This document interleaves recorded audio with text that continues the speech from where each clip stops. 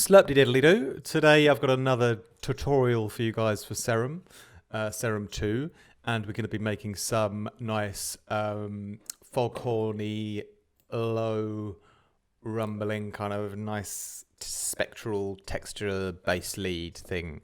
Okay, here is the sound I've made today, and I'm going to talk about how I made it.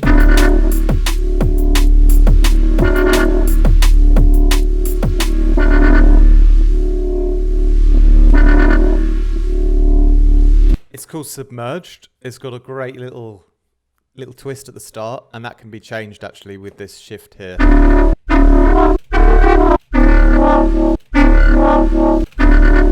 I quite like this kind of fast little thing at the beginning, and then you've got this sort of sustained, subby, noisy movement that's also happening at the same time. I'm going to teach you a bit about some of my favourite effects in Serum, particularly the Bode. And also, I'm going to talk to you about the spectral settings today as well. I'm going to also tell you a little bit about my favourite little filter process. So how I started the patch was, basically with this oscillator A. It's just -2 sine wave. Okay, so nice and easy. Oscillator B is, I've used the factory ones. I'm trying to use the factory ones for the tutorials for you guys. I've imported some of my own sounds as well now for my own like sound design stuff. But just so if you guys want to follow along, you can. I'm just trying to use the basic stuff, you know. So I've got the factory Bode Horsehead Fiddle, and we all love a Horsehead Fiddle on this channel.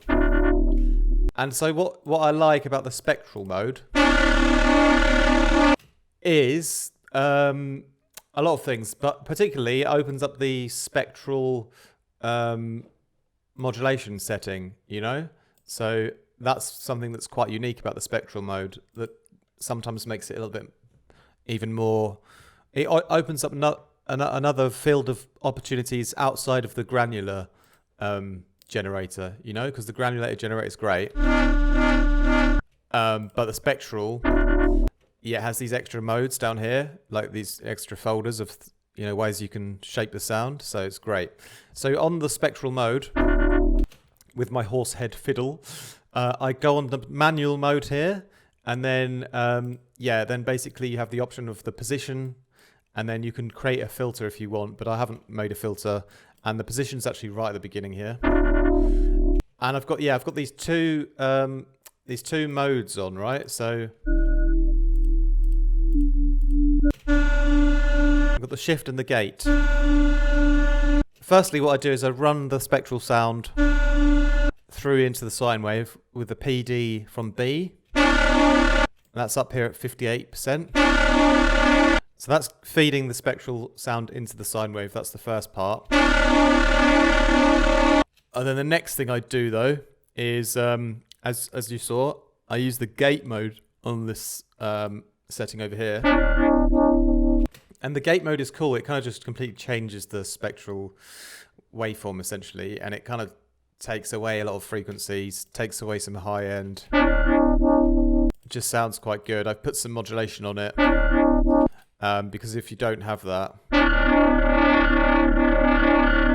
it's fine, but it doesn't begin that sort of natural, foggy kind of movement, you know? So I modulated the gate mode, and you can see how it's quite cool how it's sort of these sort of gated lines that have now been selected in this spectral waveform. They begin to sort of disappear as that movement is created.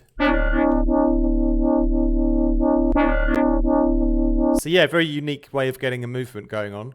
And then I use the shift here as well, and the shift. Yeah, it's almost just change again. It's like another way to get a different movement in. And moving that around. Again, I can generate kind of different types of that sort of initial foghorn kind of movement, you know.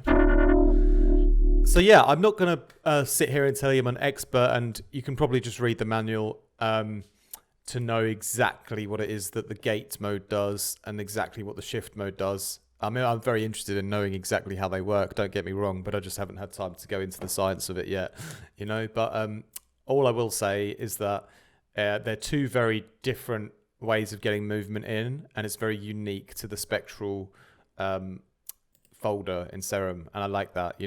I like running that then through the sine wave here with the PD from B, and then we've already got a nice unpredictable foghorn kind of movement just from that. So everything else now is sort of enhancing it.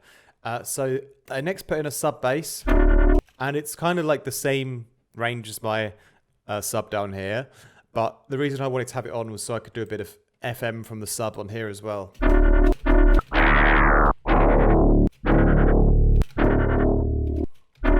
It's actually quite nice, a bit higher as well.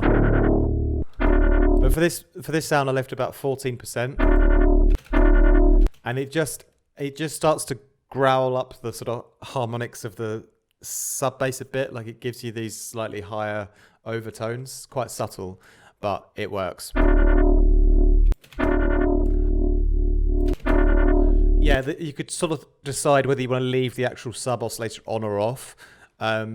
Once it's run through all the processing and everything, I just sort of decided to leave it on. I thought it sounded quite good to have it on. Even if it's two sine waves at the same octave, technically you might be sort of phase cancelling, but really in sound design, I don't really like to have any rules. So just whatever sounds good, right? So that's fine. Then I put a bit of noise in. As you can see, I've just got this slow ramping up and down LFO1 here, It's very slow. And it kind of just moves a few things like the gate, as you saw before. And it moves this white noise. It's the cymbal mic bleed noise, which is quite natural. It moves that sort of down a little bit. And back up a bit, And then, we run all of those into the filter 1. So the spectral, the oscillator A, and the sub, and the noise, all going into filter 1. And filter 1 is a low pass, but I've sort of driven it up and mixed it, and it's become very subtle. It's basically sort of just,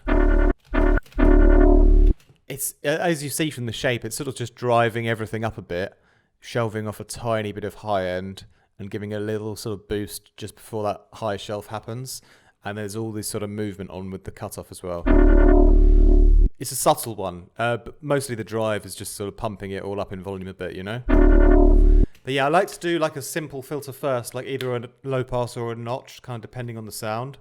And then I like to run that into a phaser filter afterwards.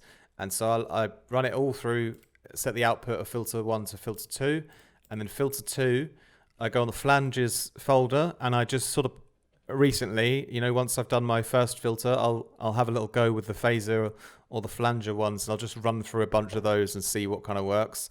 And over here, the PHS 48H6 minus just happened to be quite nice. And it's all about sort of what it does to the mid-range that I look for.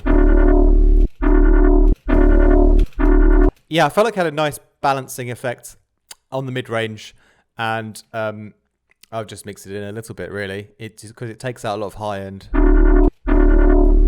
But I've mixed that in a little bit, and it just gives me a bit more of a shape to the sound, which I quite enjoy. A little bit of drive, no other movement on that one. And that's basically the first page all done, So it's already sounding pretty good like that. But the next job now is to put in some more enhancements and effects, and particularly the Bode is really my favourite. And this is just great for like adding a ridiculous amount of like warmth to the sound, and it gets a bit out of control very easily. But if you do it right, it's just great. So how I like to do the Bode, it's very, very sensitive, and you just got to get things right. And it's all about, for me, it's the range and the shift, and the exact settings on that, combined with exactly how much blur you're using, and then how much you're mixing it all in. Right? So if I'll just copy this, I'll show you some other ways. So I'll have the mix up maybe, so I can really hear what the Bode is doing. Move the blur around a bit. I'll move the shift and the range around.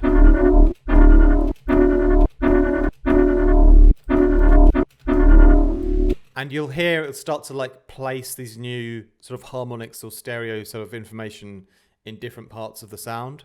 And it's all up to you about getting that extra layer, you know, dialed in so that it kind of does what you want it to do. You know, you could have it really nice and tight and like subtle, or you could have it like really like warm and enveloping. You know, you can kind of create something like that with this, you know.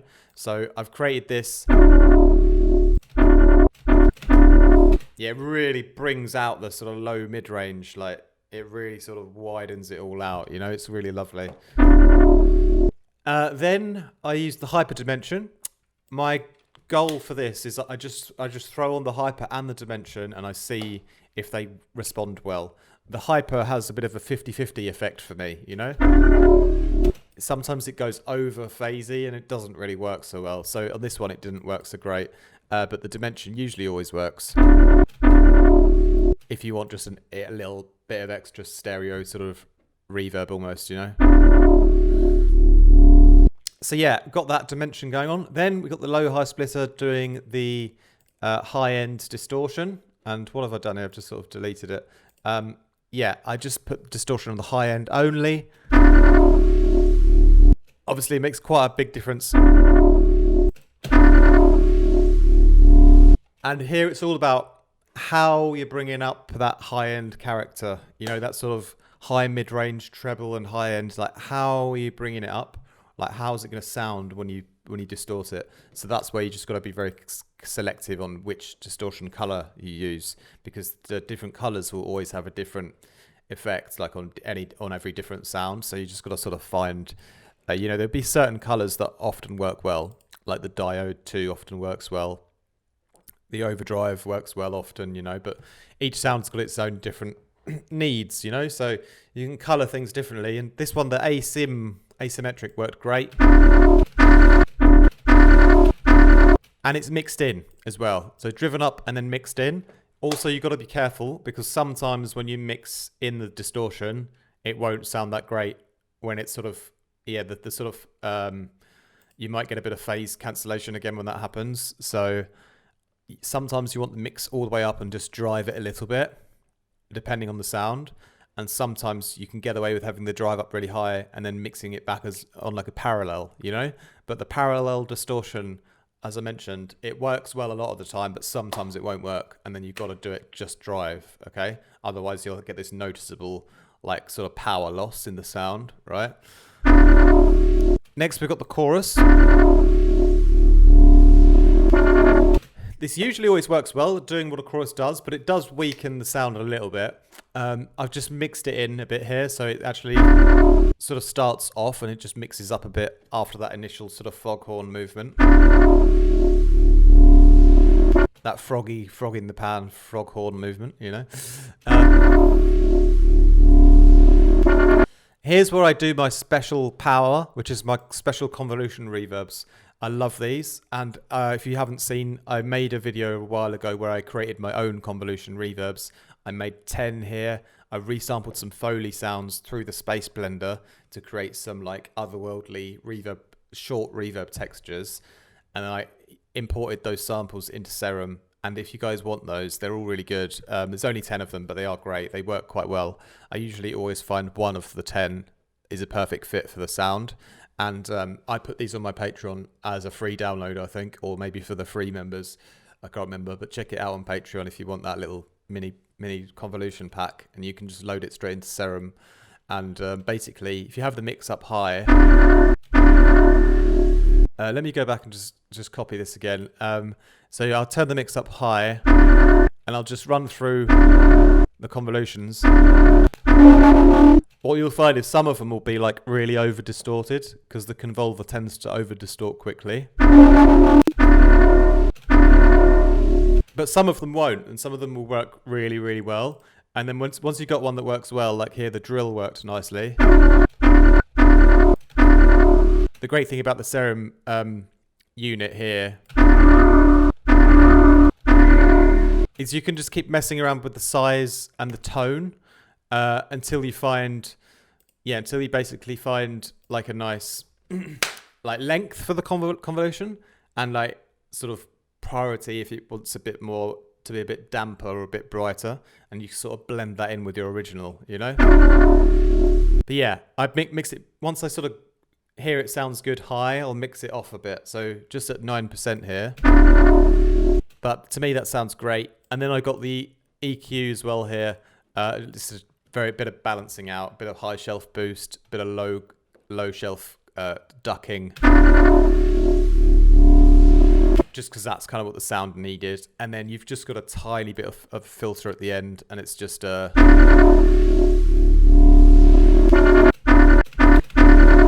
similar to an EQ like adjustment. It's kind of like a little notch with just driving everything, using the filter drive to get a bit more push out of the sound, but also putting a little bit of a notch movement in, just to sort of finish things up. Yeah, I often like to do that to see if I can get any more power out of the sound by sort of compensating with a little bit of a notch and driving it at the same time, you know. So there you go. That's the submerged. It sounds really great in my opinion. And you can go back here to the shift, for example.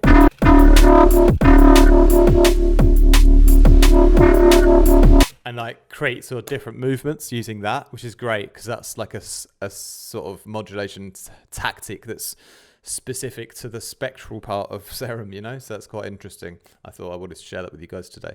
So thank you very much for watching. I hope you enjoyed it. I hope you could follow along and learn a little bit, particularly much respect to the Horsehead Fiddle crew. Make sure you subscribe as well, and leave a comment and a like down below. Thanks for all your comments recently. I really appreciate them. Very respectful, so I much appreciate that. And also check out the other links down below. If you want my Serum preset packs, there's loads on my website. I've got Vital and Phase Plant and Current as well. If you want mixing and mastering services, I do that as a job as well. Email me if you want any work done on your next release. And if you want one-on-one production lessons, also hit me up via email if you need any more information, or feel free to book straight in for a one-on-one in my calendar down below. And finally, come along and join me on Patreon. You can get loads of free downloads on there as well. You can become a member without actually having to pay, and you'll still get some sort of downloads that are sort of attached to my YouTube channel. So it's worth doing anyway. If you want to subscribe to the higher tiers, you can get into my Discord, which is where you can get feedback from the others and join in on our group events. All right, that's it from me today. More from me soon. Much love.